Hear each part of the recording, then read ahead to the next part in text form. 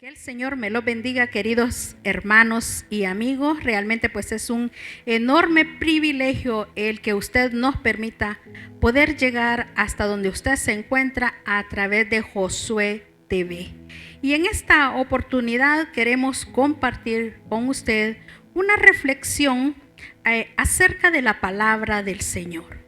Y en esta ocasión vamos a ir al segundo libro de Reyes, capítulo 5, versículos del 1 al 3. Reyes se encuentra en el Antiguo Testamento. Así que dice la palabra del Señor. Naamán, general del ejército del rey de Siria, era varón grande delante de su señor y lo tenía en alta estima, porque por medio de él había dado Jehová salvación a Siria. Era este hombre valeroso en extremo, pero leproso. Y de Siria habían salido bandas armadas y habían llevado cautiva de la tierra de Israel a una muchacha, la cual servía a la mujer de Naamán. Esta dijo a su señora: si rogase mi señor al profeta que está en Samaria, él lo sanará de su lepra. Mire, en esta ocasión vamos a meditar en un tema que quizás no es el que usted espera, pero el tema es: sé de bendición para otros. Sé de bendición para otros. Creo que la mayoría de personas ha escuchado hablar acerca de este personaje, Naamán, que era un leproso, y de la manera pues en que el Señor lo sanó. Pero déjeme hacerle una breve reseña histórica para que logremos entender el contexto de toda esta historia, y precisamente por aquellos que no tal vez conocen mucho acerca del personaje. Si usted ve ahí en el versículo, nos está diciendo que era un general del ejército del rey de Siria, y que él era un hombre, bueno, era un varón grande, dice, o sea, contaba quizás con un cuerpo, ¿verdad?, muy corpulento, pero que también lo tenía en alta estima el rey, que era un hombre valeroso en extremo, pero tenía algo que le estaba estorbando, y era precisamente que tenía lepra. Pero en esta ocasión hay otro personaje que está inmerso también en la historia y que quizás muy pocas veces se habla de este personaje, y que tiene mucha importancia, de la cual nosotros vamos a tratar de analizar y tratar de comprender y aprender acerca de lo que este personaje hizo también.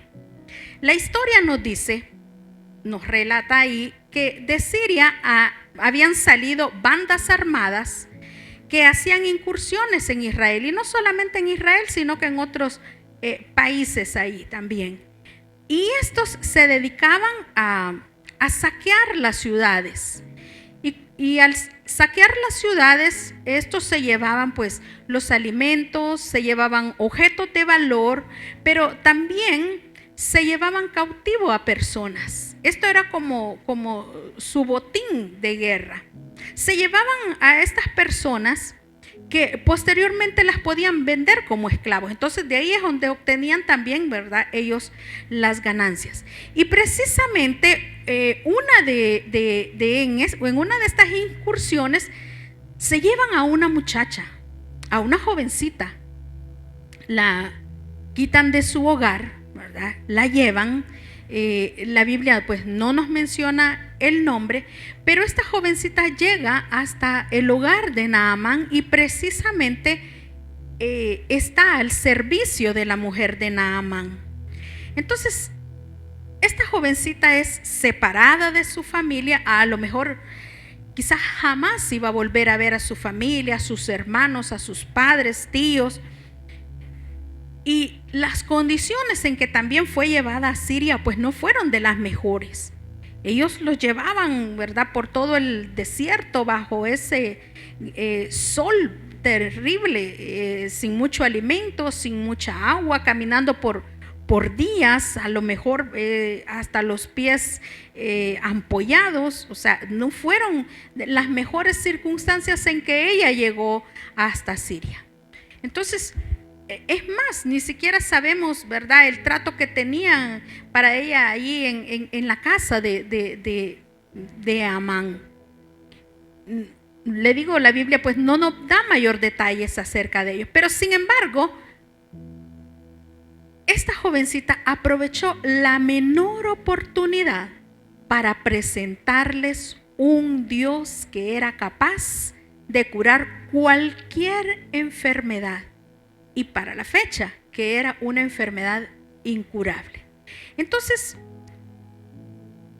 fíjese que cuál podría haber sido una reacción normal de esta joven ante esta situación, y que quizás hasta cierto punto comprensible, ¿verdad? Porque cuando nosotros nos pasan tal vez situaciones así, podemos caer en esta situación, y es el resentimiento. Cuando nos ocurre a nosotros alguna situación que nos causa dolor y sufrimiento, tendemos siempre como a proyectar el resentimiento en dos direcciones. Una, hacia las personas. Esta muchacha tenía toda la razón, fíjese, para decir, bueno, por todo lo que me han hecho, por cómo me han tratado, por la forma en que han tratado a mi pueblo, por la forma en que nos han tratado a todos. Está bien que le esté pasando esto a este sirio. Sí, qué bueno, ¿verdad? Dios se está vengando de la situación. Pero miren, en Proverbios nosotros encontramos que dice que cuando cayere tu enemigo, no te regocijes. Y cuando tropezare, dice, no se alegre tu corazón. No sea, dice, que Jehová lo mire y le desagrade. Entonces, mire lo que realmente pues puede suceder. Pero también podemos proyectar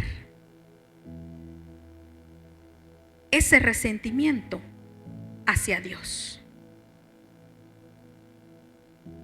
Pero no sé si usted ha escuchado, o posiblemente usted mismo haya pasado por alguna situación donde Dios no le contestó de la forma que usted esperaba, y le vinieron situaciones y entonces usted dice, no, realmente pues yo definitivamente ya no sé en qué creer, yo ya no creo en Dios, se aleja de la iglesia, se aleja, y va causando resentimiento aún en contra de Dios. Pero nosotros no vemos en esta jovencita ninguna de esas dos situaciones. Al contrario, aprovechó, como le dije, la menor oportunidad para presentar algo que quizás a muchos nos cuesta en circunstancias adversas. Y esto es lo que vamos a ver. ¿Qué podemos aprender de esta historia? Primer punto. Mire, ¿qué podemos aprender de esta historia? Primer punto. No dejes que el pasado determine tu presente. No podemos permitir que las cosas que nos hayan pasado a nosotros nos estén determinando nuestro presente. No le digo nuestro futuro, porque el futuro no existe, no sabemos si vamos a llegar. Pero nuestro presente, muchas veces nosotros lo estamos viviendo conforme a las cosas que nos pasaron. Y en Filipenses 3:13 nosotros encontramos que Pablo les decía a los filipenses, pero una cosa hago, olvidando, dice, ciertamente lo que queda atrás y extendiéndome a lo que está delante, prosigo a la meta, al premio del supremo llamamiento de Dios en Cristo Jesús. Y con toda razón Pablo podía decir esto y escribirles esto de esta manera. Si años antes, si usted se recuerda, Cuando Pablo precisamente estuvo en la ciudad de Filipo, mire, había tenido una situación ahí, ¿verdad? Que usted sabe que el enemigo siempre queriendo entorpecer la labor del evangelio. Entonces dice que ellos, ¿verdad?, fueron allí capturados. Dice que desgarraron su ropa, dice que lo azotaron mucho, y no bastándoles eso, dice que lo metieron al calabozo de más profundidad, aquel calabozo maloliente, ¿verdad?, donde quizás estaban las ratas, donde a nadie metían. Y no bastándole eso, dice que lo aseguraron poniéndole cepos en los pies. Y cualquiera pudiera decir, ¿verdad?, jamás yo voy a volver a esa ciudad, ni siquiera saber, no quiero saber, pero absolutamente nada de ellos, por lo que me pasó allí. Pero Pablo, unos 10 años después, se encuentra escribiendo una carta a los filipenses. Una carta de agradecimiento, agradeciéndoles por el cuidado que tienen con él, para con él. Y en esta carta hay muchas declaraciones, y una de ellas le dice que aprendan a regocijarse en el Señor siempre. Y que cuando estén pasando por dificultades, ellos digan, pues que todo lo puedo en Cristo que me fortalece. Mire, Pablo escribiéndoles a ellos después de haber pasado situaciones difíciles allí. Es más, y sabe que quizás es lo más impresionante de esta carta, que esta carta no la estaba escribiendo allá a la orilla de la playa, ¿verdad?, tomándose un coco. Esta carta fue escrita mientras él estaba en la cárcel allá en Roma. Y sin embargo tenía palabras de aliento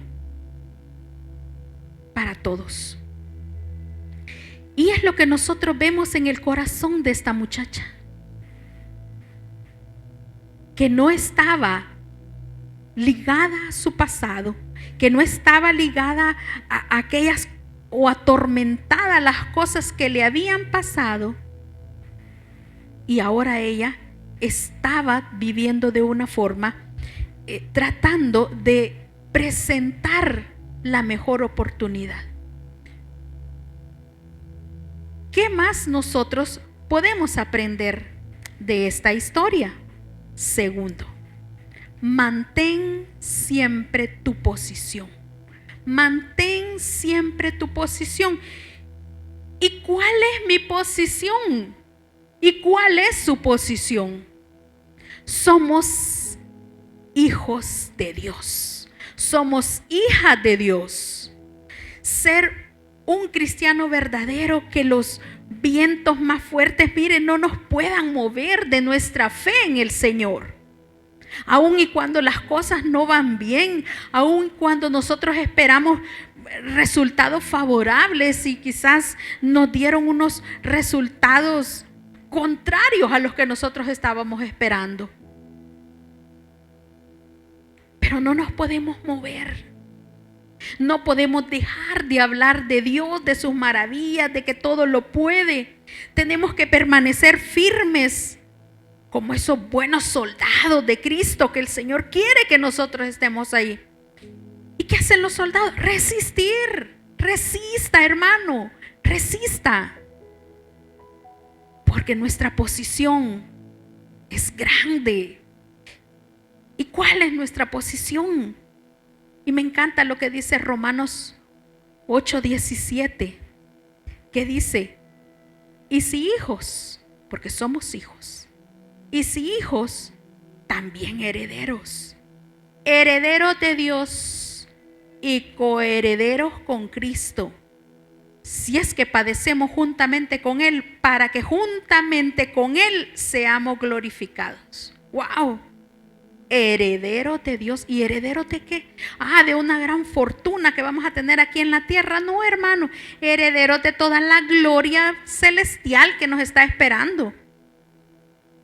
Herederos de toda esa patria. Por eso es que luchamos, hermano, por la herencia divina, por la herencia de los reinos de los cielos. Y dice que mire, vamos a ser coherederos juntamente con Cristo. No le pone mucho en qué pensar eso. O sea, nos está poniendo a la par. ¿Qué vamos a recibir de todo eso?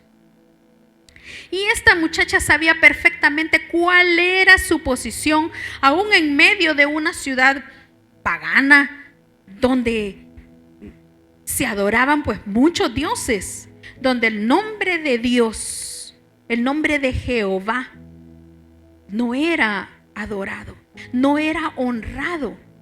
Es más, hablar de sus creencias podría haberle costado hasta la vida. Y sin embargo, no se quedó callada. Muchos quizás trabajan o estudian pues en lugares donde no se comparten las mismas creencias religiosas. Pero eso nunca te debe de forzar a hacer cosas que a Dios no le agradan. Al contrario, y cuando haya la menor oportunidad de presentar, no tu religión, porque no estamos hablando de religiones, sino tu fe en Cristo, hazlo, no tengas miedo, no te quedes callado, porque el Señor siempre te va a respaldar. Y por último, algo más poderoso que nosotros también podemos aprender en esta historia. 3. Enfócate en tu misión. Enfócate en tu misión. Desde el momento en que nosotros hemos adquirido la posición de ser hechos hijos de Dios, se nos ha otorgado también derechos, pero también se nos han otorgado responsabilidades. Y una de ellas es dar a conocer el gran amor que Dios tiene para la humanidad. Desde el comienzo, hermanos, desde la humanidad, Dios ha venido mostrando su amor para todos. Y no solamente para su pueblo, sino para todas las naciones. Porque Él es precisamente eso, es lo que Él quiere. A Abraham le dijo que iba a ser de bendición para todas las naciones. En los Salmos nosotros encontramos que todas las naciones lo deben de adorar, que lo deben de conocer. Y todos también conocemos el mandato que nos ha dejado. Allá en Mateo, ¿verdad? Que también lo conocemos, que dice que por tanto id. ¿Y qué dice? Y haced discípulos a todas las naciones. Nos está hablando, ¿verdad? De todos lugares, de todas las personas que nosotros tenemos que hablarles, que presentarles ese plan de salvación. Ese Dios amoroso que mandó a su Hijo para que viniera por rescate de todos nosotros. Que les enseñemos, dice, que guarden todas las cosas. Y que también les enseñemos que Él va a estar con nosotros hasta el último día de nuestra vida. Pero fíjese que ahí en Hechos hay una porción que también me gusta mucho y es parte de nuestra misión. Hechos 13:47, que dice: así nos lo ha mandado el Señor. Y nos dice: te he puesto por luz para las naciones, a fin de que lleves mi salvación hasta los confines de la tierra. Así que, hermano, hermana, ¿cómo estamos aprovechando cada oportunidad que Dios nos presenta? Cuando te das cuenta pues que alguien está pasando por una dificultad, cuando alguien te busca para un consejo. Fíjese que nosotros muchas veces, hermanos, nos enfocamos solo en nuestros problemas, nos enfocamos, nos encerramos en nuestra situación, en nuestros problemas, y no nos damos cuenta que el mundo también está necesitando de una palabra. Por eso muchas veces cuando alguien nos busca por un consejo, mire, aprovechemos esa oportunidad y demos palabra de aliento, aunque nosotros muchas veces somos los que necesitamos quizás esa palabra de ánimo y esa palabra de aliento. Pero conforme nosotros hablamos a otros del Señor y de sus maravillas, nosotros también somos alimentados y somos edificados. Y tú, amigo o amiga, que estás con nosotros también en esta hora, tienes que saber que no es casualidad que tú estés conectado y que Dios permite que puedas escuchar este mensaje. Y quizás aún en medio de un mal diagnóstico médico o una inminente, pues tal vez separación en el hogar, una mala relación laboral, alguna crisis económica, cualquier que sea tu situación, a lo mejor Dios ha permitido que estés en una situación así para llamar tu atención y quiere que le entregues su vida hoy. Quieres que permita que seas tú abriéndole la puerta. No lo rechaces en esta hora. No lo dejes allí parado, sino permítele entrar a tu vida, a tu corazón. Ríndete a Él en esta hora. Cree en Él. Confiésalo. Esta es la oportunidad que Dios te está dando. Y para los hermanos y amigos, que nos quede el ejemplo de esta muchacha. Que cuando tengamos la menor oportunidad podamos compartir todas las maravillas que Dios ha hecho y que es capaz de hacer por cada uno de nosotros. Y tú, amigo, repite esta oración en esta hora. Que el Señor me lo bendiga.